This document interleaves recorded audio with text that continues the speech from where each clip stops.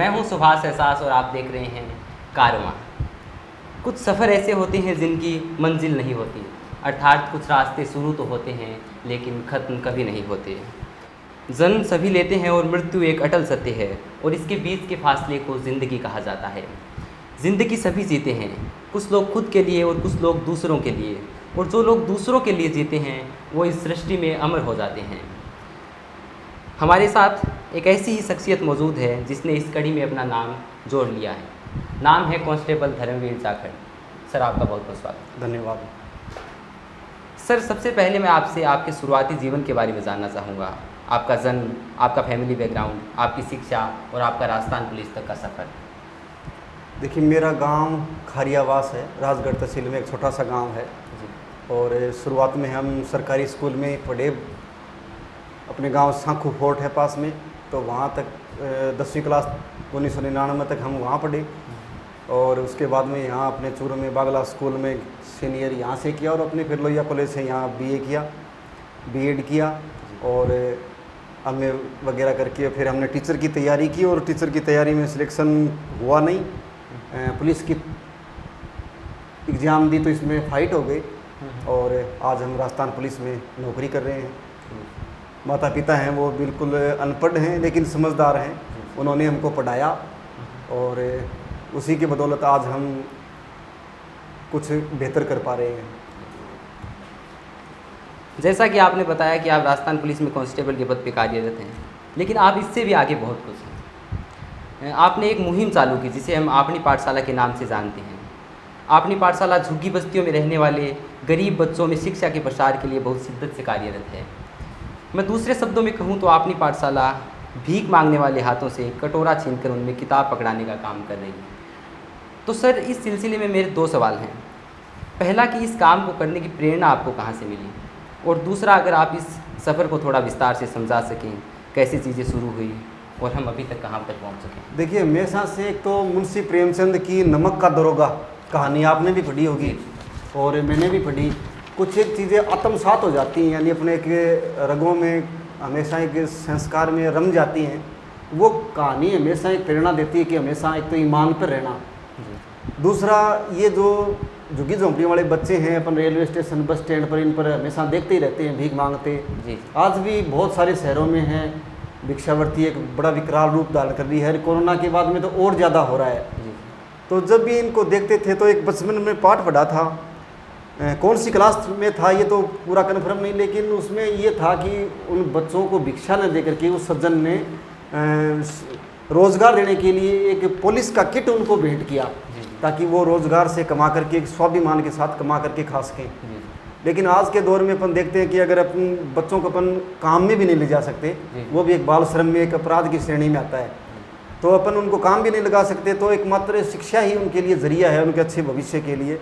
और अगर अपन जागरूक युवा उन बच्चों के भविष्य के बारे में नहीं सोचेंगे तो वो बच्चे आने वाले समय में चोरी डकैती इनमें लिप्त होंगे, और उनका जीवन भी अगर उसमें ना भी जाएंगे तो दर दर की ठोकरें खाएंगे जीवन भर, और जीवन भर के अभावों में ही जीवन जिएंगे, जो कि एक सभ्य समाज के लिए कतई अच्छा नहीं है, एक अच्छे मजबूत राष्ट्र के लिए भी कतई अच्छा नहीं कहा जा सकता। तो हमेशा से प्रेरणा ये मन में थी कि यार इन बच्चों को हमेशा शिक्षा से जोड़ें, और इसी को ध्यान में रखते हुए संयोग बना कि पुलिस में मैं तैयारी कर रहा था टीचर की, पुलिस में लगने के बाद भी।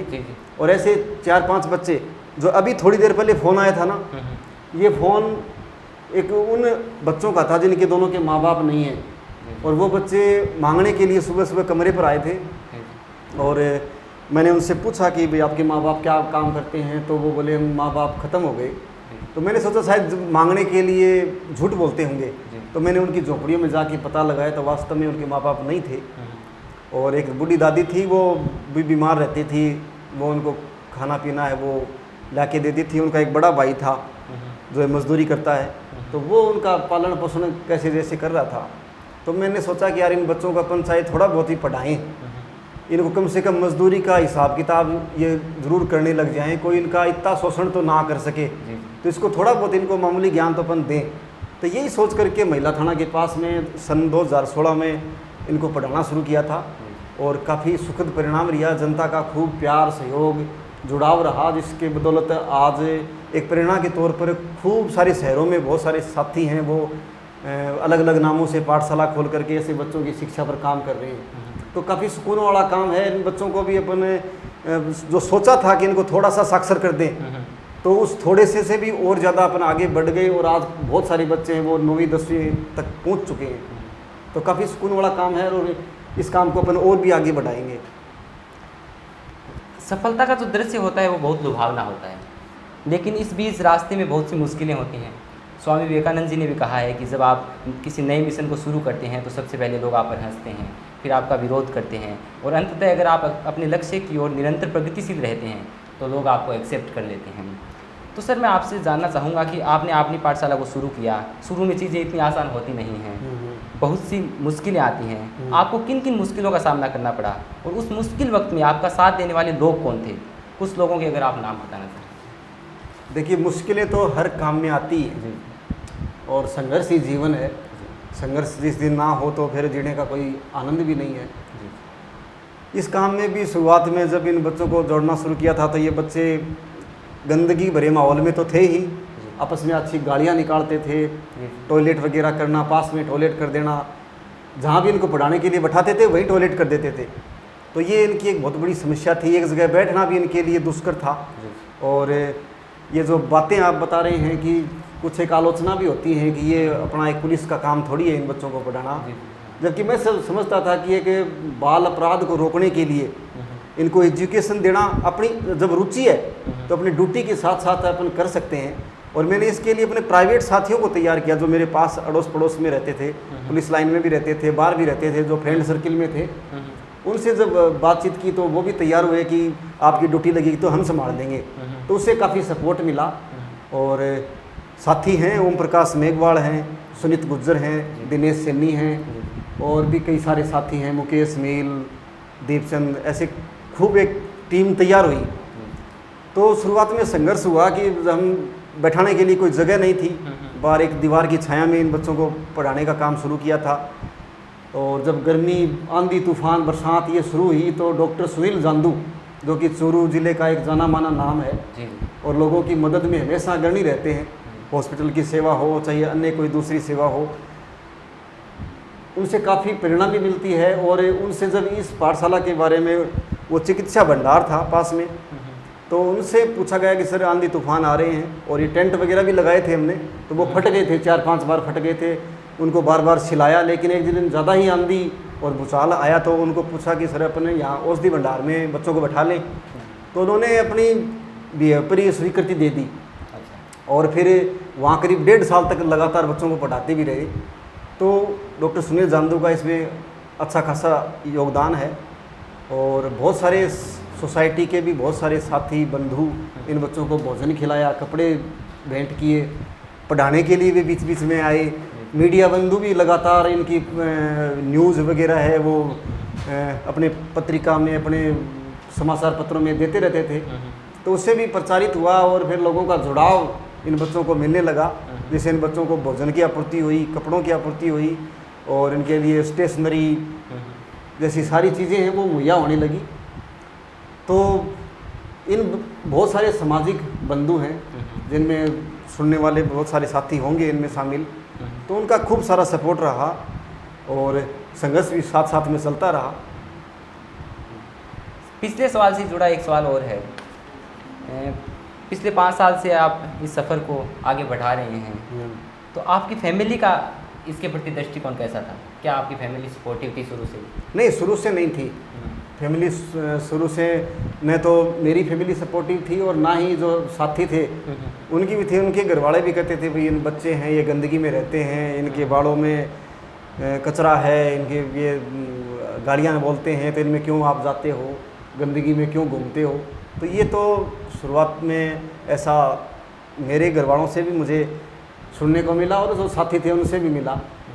तो इतना तो ये था कि पूरी तरीके से सहमत नहीं थे, लेकिन धीरे धीरे जो जो बच्चों में सुधार हुआ और सोसाइटी का जो प्यार मिला, तो उससे सारा जो एक समीकरण था, सारी एक सोच थी, उसमें धीरे धीरे बदलाव होता गया। और आज सब साथी एकदम घर वाले और मित्र बंधु जो पहले आलोचक थे एक प्रकार से, वो आज सब सारे साथी हैं। जब हम कोई काम कर रहे होते हैं तो बहुत बार डिमोटिवेट हो जाते हैं किसी घटना या किसी परिस्थिति के कारण। क्या आपके साथ भी कभी ऐसा हुआ कि आपको लगा हो कि अब ये नहीं होने वाला है, और उस वक्त में आपको किस चीज़ ने सबसे ज़्यादा इंस्पायर किया? हाँ, ये बहुत सी बार है ना, ये ऐसा लगा कि कई बार बच्चे करीब 100 बच्चे हो गए, लेकिन ये बच्चे क्या कि इनको रेगुलेटरी नहीं थी, तो अपन ने किसी को कहा कि भाई आप 100 बच्चों का भोजन ले आना, और बहुत बच्चे पहुँचे 30-40। तब ये होता था यार, इन बच्चों को अपन 100 यानी किसी को बताते हैं या 100 अपने में ठान रखे कि 100 बच्चों को अपने जोड़ लिया, लेकिन ये जोड़ नहीं पा रहे। ये बीच में कभी आंधी आ गई, या बीच में बरसात आ गई, या बीच में कोई भी छोटे मोटे कोई कारण से इनके कोई शादी विवाह में, तो ये बच्चे आते नहीं थे। इनका आना न आना है वो सबसे बड़ी एक समस्या रही।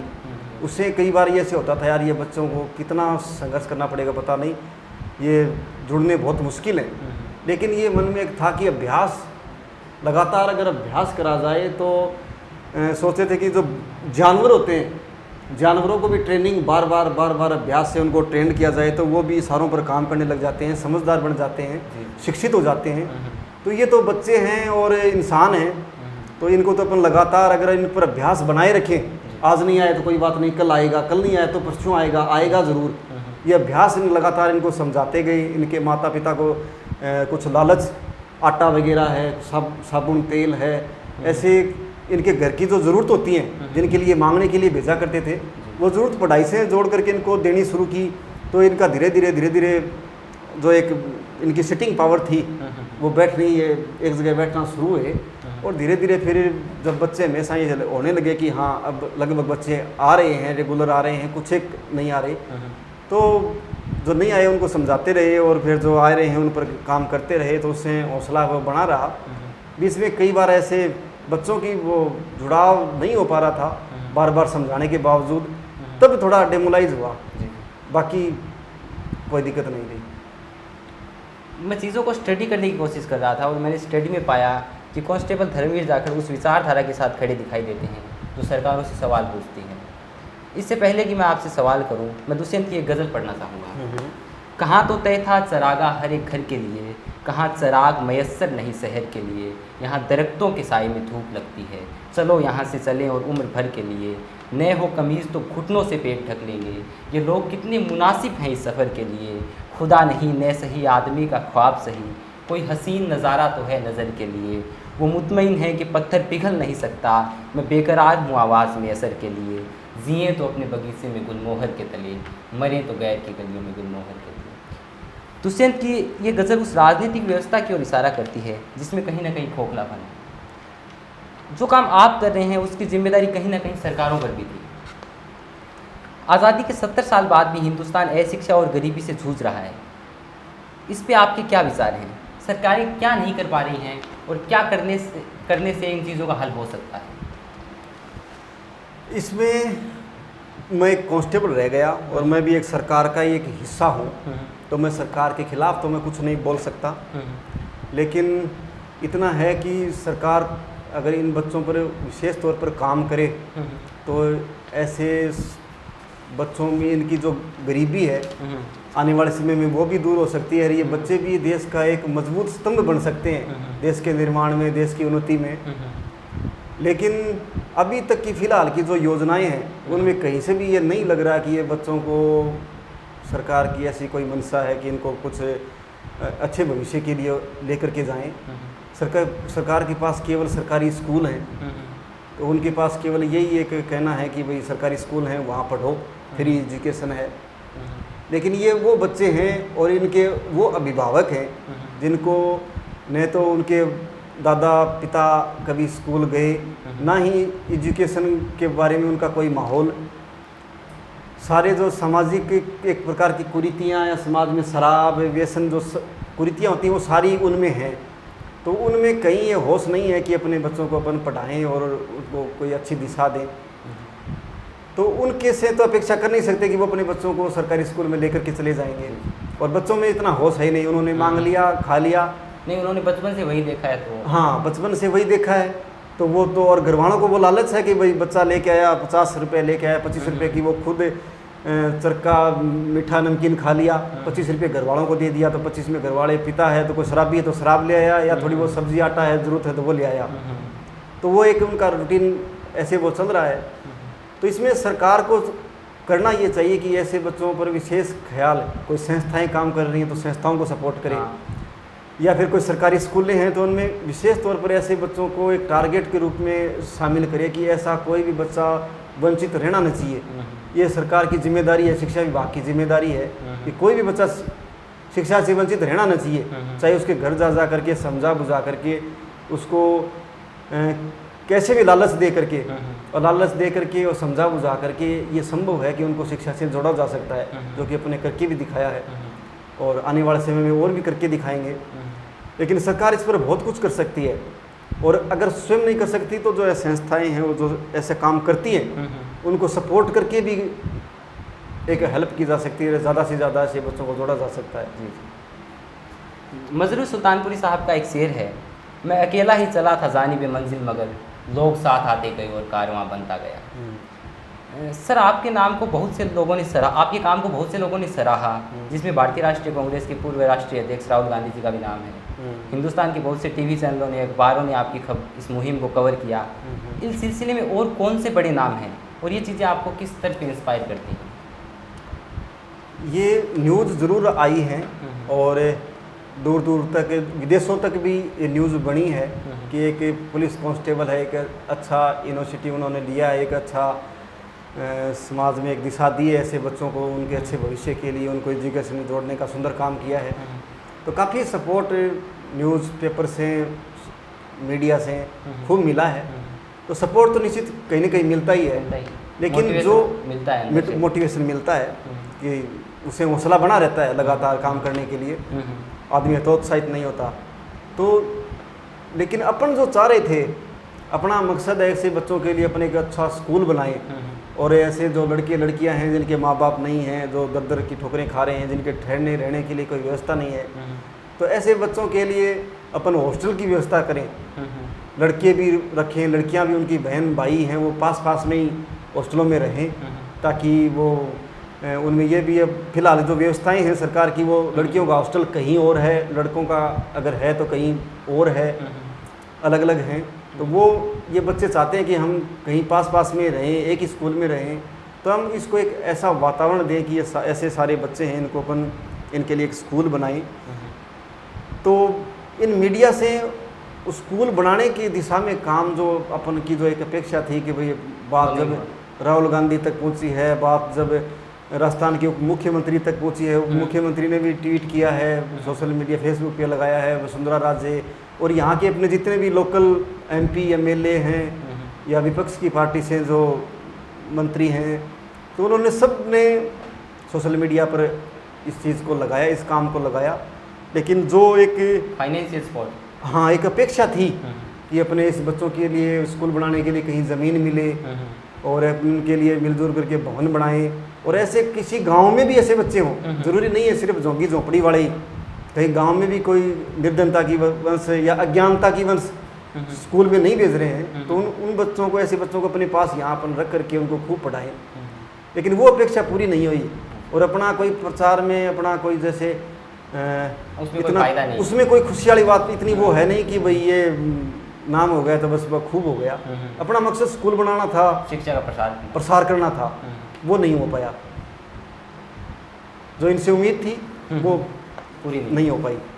सर समाज में जो गरीबी है, जो अपराध है, कुरीतियाँ हैं, उनको दूर करने में आपकी दृष्टि में शिक्षा का कितना योगदान है? देखिए, शिक्षा ही सबका मूल है जी। आज जितने भी संपन्न देश हैं तो उनकी संपन्नता के पीछे एजुकेशन ही है, उनकी सोच ही है। और एजुकेशन का मतलब केवल 2 अक्षर पढ़ लेना मात्र नहीं है जी। एजुकेशन का मतलब है एक समझदार इंसान बनना जी, अच्छे बुरे की पहचान वाला इंसान बन जाना, एक जो समाज में कुरीतियाँ हैं इनको समझने वाला, समाज को एक नई दिशा देने वाला इंसान बनना, शिक्षित होना अपन समझते हैं। एक खोजपूर्वक शिक्षा इंसान के पास हो। आज अपन जो संपन्न देशों की बात करें तो जापान है, कोरिया है, इटली है, चाहे ब्रिटेन है, अमेरिका है, तो अपन देखते हैं कि वहाँ के लोगों की सोच है वो काफ़ी बड़ी है, और उसी सोच का परिणाम है कि आज वो विश्व शक्ति बने हुए हैं। और अपन यहाँ अशिक्षा की वजह से अभी भी बहुत सारी सामाजिक कुरीतियों में हैं, अंधी धार्मिकता में हैं, और उसकी अपनी जो अंधी श्रद्धा अपन जो बना लेते हैं, तो उसके परिणाम ये होता है कि अपन लुटते जाते हैं, ज़िंदगी में हमेशा पिटते जाते हैं। और जो शातिर चालाक लोग होते हैं, जो इन ऐसे कार्यों को धंधा बनाए रखते हैं, तो वो इसका फ़ायदा उठाते रहते हैं, जिससे देश है वो तरक्की नहीं कर पाता, केवल पिछड़ेपन की ओर ही जाता है। तो इन पिछड़ेपन से दूर पाने के लिए, गरीबी से दूर हटने के लिए, अच्छी खोजपूर्वक शिक्षा पाने के लिए, अच्छे रोज़गार पैदा करने के लिए शिक्षा का बहुत महत्व है। और एक अच्छा इंसान बनने के लिए शिक्षा का प्रचार प्रसार होना, एक शिक्षित होना, ये मूल कारण होता है। शिक्षित आदमी हो गया तो वो अपनी जिम्मेदारी इंसान की भी समझेगा, पशु पक्षियों के प्रति भी क्या जिम्मेदारी वो भी समझेगा, पर्यावरण के प्रति क्या जिम्मेदारी है उसको भी समझेगा, अपने को क्या करना चाहिए, चिकित्सा पर विशेष फोकस करना चाहिए या किसी अंधी श्रद्धा की ओर जाना चाहिए, इस पर भी वो उसकी समझदारी आ जाएगी। तो शिक्षा है वो इन सब का मूल है। जो आदमी शिक्षित है वो एकदम जागा हुआ इंसान है। और भगत सिंह, अंबेडकर, ये जो अपन महान इंसान इतिहास में हुए हैं, उनकी ऐसी सोच थी कि हर एक इंसान है वो उसमें वो शिक्षा का प्रचार प्रसार कुछ इस कदर हो कि वो समझे कि अपने इंसान कहाँ तक क्या कुछ कर सकते हैं। तो शिक्षा मूल है। सर, आप पुलिस में हैं तो आपने इस चीज़ को नोटिस किया कि मतलब जो लोग अपराधी हैं उनमें से कितने लोग शिक्षित हैं और कितने लोग ऐसे शिक्षित हैं? कुछ फ़र्क मतलब कि शिक्षित लोग अपराध कम करते हैं या अशिक्षित ज़्यादा? इस चीज़ जो अपराध करते हैं ना, वो शिक्षित होने का तो सवाल ही पैदा नहीं है। वो पढ़े लिखे हो सकते हैं, नौकरियां हो सकते हैं, वो बड़े अधिकारी भी हो सकते हैं, वो नेता, अभिनेता, प्रधानमंत्री, खेल खिलाड़ी, कुछ भी हो सकता है, लेकिन उसको शिक्षित नहीं कहा जा सकता, क्योंकि शिक्षित इंसान कभी अपराध की ओर जा ही नहीं सकता। उसका दिमाग हमेशा किसी क्रिएटिव, किसी नई दुनिया को कुछ ऐसा देने में लगा होगा कि मैं कुछ दुनिया को कुछ अच्छा दे के जाऊँ, जिससे दुनिया का जीवन है वो अच्छा हो, आसान हो, खुशहाल हो। तो वो अपराध की दिशा की तरफ तो जाना सवाल ही पैदा नहीं होगा। और जो अपराधी हैं वो समझता कि वो लोग अंधेरे में हैं, वो अज्ञानता में जी रहे हैं, वो अपने आप को शिक्षित मान रहे हैं, वो अज्ञानता है उनकी। अज्ञानता है। आज जो भी अगर ऐसे अपराधी हैं तो वो अज्ञानी हैं, अंधकार में हैं, अंधेरे में जीवन जी रहे हैं। ज़रूरी है उनको प्रकाश दिखाया जाए, उनको एक अच्छा रास्ता दिखाया जाए, अच्छी शिक्षा से उनको जोड़ा जाए, ये आवश्यक है। हमने शिक्षा के बारे में बात की, लेकिन ये कारवां सिर्फ शिक्षा तक सीमित नहीं है।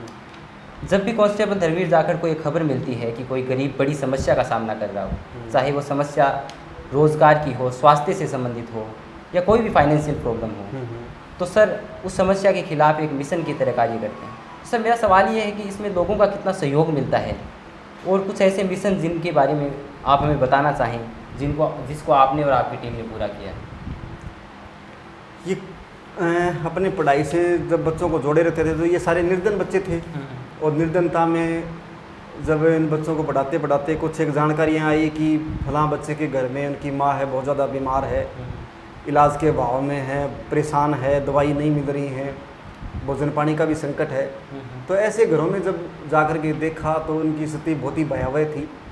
तो उनका सोशल मीडिया पर, फेसबुक के ज़रिए, यूट्यूब के ज़रिए उनका जो दर्द है उनको शेयर किया, उनको दिखाया। सब साथी जो जुड़े हुए थे फेसबुकों से, इनसे उनको दिखाया। उन सब साथियों को भी कहीं न कहीं लगा कि यार इनकी मदद करना अपना एक कर्तव्य है। तो उन्होंने अपना फ़र्ज़ समझते हुए उन लोगों की मदद की। और ऐसे बहुत सारे परिवार थे, तो ऐसे बीमार जो परिवार हैं उनको भी खूब सारी राहत मिली। इसके अलावा विदेशों की जेलों में भी बंद कई साथी थे अपने इंडिया के, तो उनके लिए भी करोड़ों रुपए इकट्ठा करके जो उन पर जुर्माना वहाँ लगाया हुआ था, और वो 7-7, 8-8 सालों से जेलों में बंद थे। पीछे से किसी की माँ ख़त्म हो गई, किसी का पिता ख़त्म हो गया, पीछे से घर है वो पूरा बर्बाद सा हो गया, हमेशा गमगीन माहौल रहता था। तो उनको छुटाने के लिए भी खूब सारे अभियान चलाए, तो उससे खूब सारे जो इंसानियत पसंद लोग थे, जो जाति संप्रदाय इनसे ऊंचे उठे हुए लोग थे, तो उन्होंने खूब सपोर्ट किया, खूब धन भी दिया ऐसे परिवारों के लिए, और उनका वो जुर्माना जमा करवाया गया, उनको छुड़वा करके भी लाया गया, जिससे आज उन परिवारों में खूब सारी खुशियाँ हैं। इसके अलावा जो कई ऐसे जो बंधु होते हैं जो बीमारी के कारण, किसी एक्सीडेंट के कारण टूट जाते हैं, उनसे काम हो नहीं पाता, तो उनके लिए कोई काम है, कोई महिलाएं हैं, उनको कोई सिलाई की मशीन दे देना, किसी कोई हाथ का काम करता है, किसी को रेडी देनी है तो रेडी, या किसी को कोई रिक्शा वगैरह काम कर सके तो रिक्शा, ऐसे उसको रोज़गार से भी जोड़ने का प्रयास रहा है। ऐसे इसके अलावा कोई निर्धन बेटियां हैं जिनके घर में शादियां होती हैं और वहाँ उनको खाने पीने का ही संकट होता है, तो ऐसी बेटियां बिल्कुल अभाव में जीती हैं, तो उनके लिए भी करीब अभी 8-9 शादियाँ अपन कर चुके हैं, तो जिनमें उन बेटियों के लिए खूब सारा उनका जो सामान, एक घरेलू सामान जिसकी ज़रूरत होती है, वो सारा उनको उपलब्ध करवाया है। इसके अलावा राशन पानी खाने पीने की हर चीज़ उनको उपलब्ध कराई है, तो खूब सारी उन बेटियों को भी खुशियाँ देने का प्रयास रहा है। हालांकि अपना मुख्य मकसद उन बेटियों को शिक्षा से मजबूत करना है, लेकिन उनका समय शिक्षा बड़ा जा चुका, तो उनकी इस प्रकार से उनके विशेष जो आयोजन ज़िंदगी के होते हैं, विवाह वगैरह, तो उनमें खूब सारा सपोर्ट, अपने बहुत सारे साथी जुड़े हुए हैं, तो ये सब साथियों की ओर से मिलजुल करके करते रहते हैं। सर, मानव जीवन एक व्यस्त जीवन है, और आप तो वैसे भी पुलिस में हैं, तो आपको काम के सिलसिले में शुरू से बाहर रहना पड़ता है। तो सर, मेरा सवाल ये है कि सब चीज़ों को एक साथ मैनेज कर पाना कितना मुश्किल है, और आप इन चीज़ों को एक साथ किस तरीके से मैनेज कर लेते हैं? अगर मेरे सारा काम मेरे खुद के ऊपर ही निर्भर होता तो ये काम बहुत ही मुश्किल था, लेकिन जो साथी टीम, एक जो प्राइवेट सामाजिक लोगों की एक टीम बनाई, तो वो टीम के साथी हमेशा साथ थे, और बीच में मेरे 2 बार एक्सीडेंट भी हुआ, लिगामेंट इंजरी हुई, 2 बार ऑपरेशन हुए, तब भी उन्होंने पाठशाला को, उन बच्चों की पढ़ाई को लगातार जारी रखा, और हमेशा उनका सपोर्ट बना रहा। मेरी ड्यूटी जहाँ भी लगी तो उन्होंने पीछे से संभाल लिया। तो प्राइवेट साथियों की वजह से ये काम है वो लगातार चलता रहा, अन्यथा मैं तो कई बार कहीं 10-10 दिन तक ड्यूटियों में बाहर रहा हूँ, तो अकेला अगर मुझ पर निर्भर होता तो ये काम शायद आज इस कदर तक आगे तक नहीं बढ़ पाता, लेकिन ये सारा सामाजिक जो साथी जुड़े हुए हैं उन्हीं की बदौलत आगे बढ़ रहा है। सर, पिछले दिनों में सुनने में आया कि आपका चूरू से बाहर ट्रांसफ़र हो रहा था, फिर बाद में उसको रोका भी गया, क्या मामला था? नहीं हुआ कोई ऐसा, वो ये सोशल मीडिया से भ्रांति हो गई थी। अच्छा। मैंने ही पोस्ट लगा दी थी, कहीं बाहर ड्यूटी में गए हुए थे, अच्छा। मैंने पोस्ट लगा दी कि आज हम फलां जगह आए हुए हैं, तो उससे कई साथियों को ऐसा भ्रम हो गया कि यहाँ ट्रांसफ़र हो गया। अच्छा। तो उन्होंने ऐसे कमेंट नीचे करने शुरू कर दिए कि भाई अच्छा काम करने वाले धर्मवीर का ट्रांसफ़र हो गया, ट्रांसफ़र हो गया, तो ऐसे वो भ्रम हो गया। बाकी ऐसी कोई बात अभी तक हुई नहीं कि ट्रांसफ़र कहीं अन्यत्र हुआ हो, ना हुआ, ना कोई कैंसिल हुआ, और अच्छा है, अधिकारियों का अच्छा सपोर्ट रहा है अभी तक। सर, आपनी पाठशाला की टीम चूरू में अशिक्षा के खिलाफ बहुत बड़े स्तर पर काम कर रही है, लेकिन इस पर आपका विज़न जानना चाहूँगा कि इस मुहिम को आप कहाँ तक ले जाना चाहते हैं।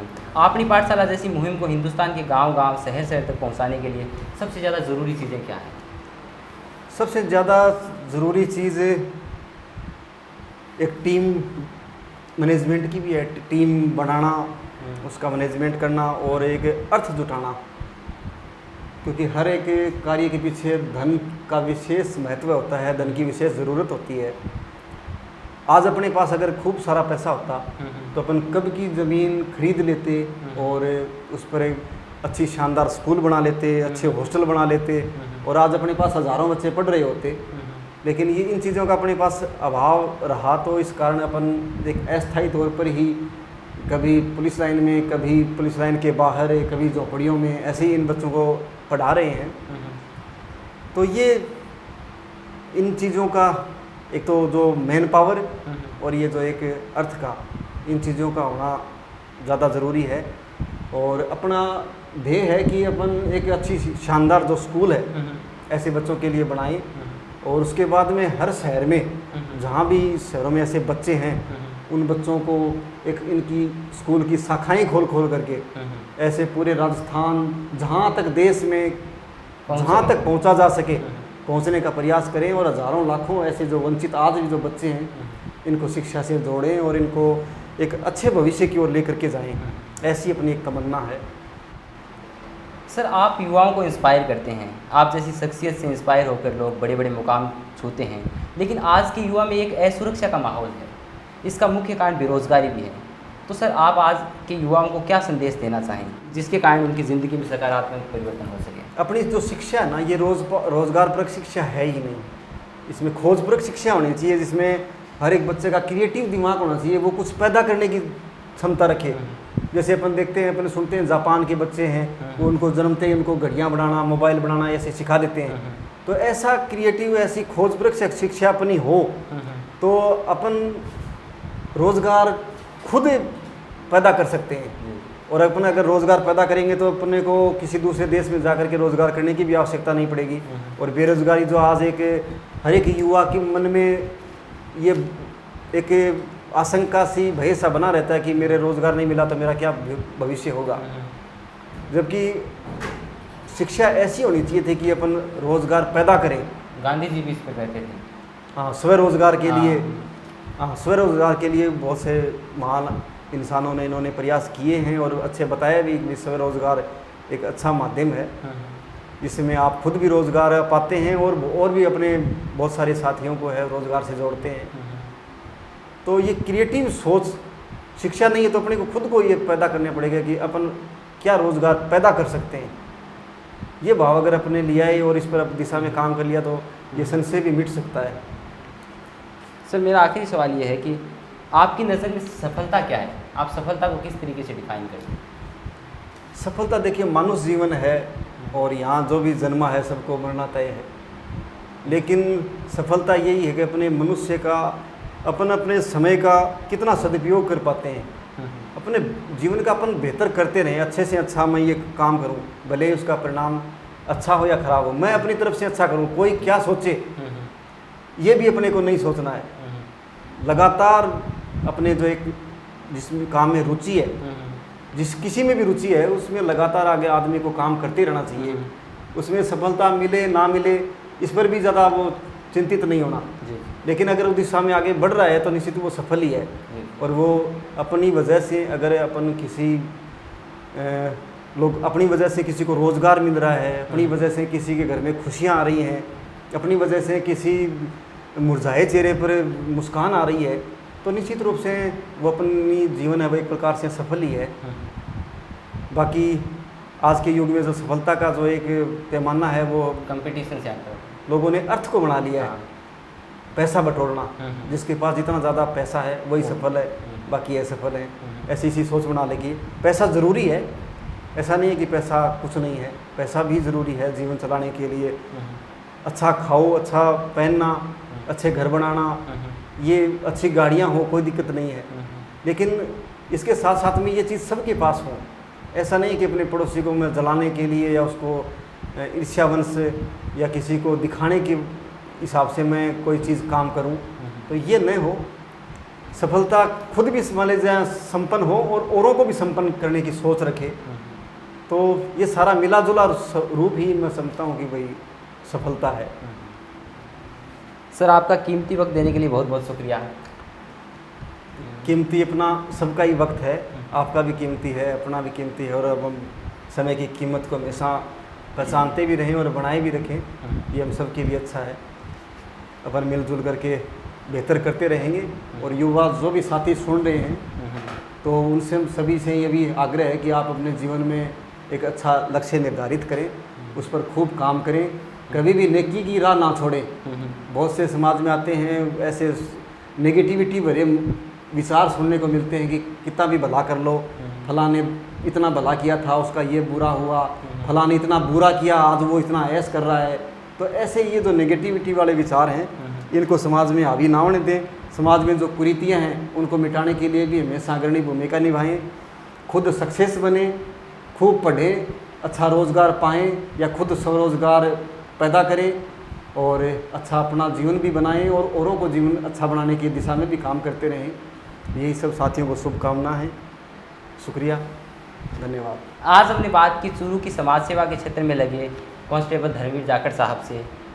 और आगे भी हम आपको ऐसी ही शख्सियतों से मिलाते रहेंगे। आज के इस प्रोग्राम में इतना ही, मिलते हैं अगले एपिसोड में, तब तक के लिए शुक्रिया।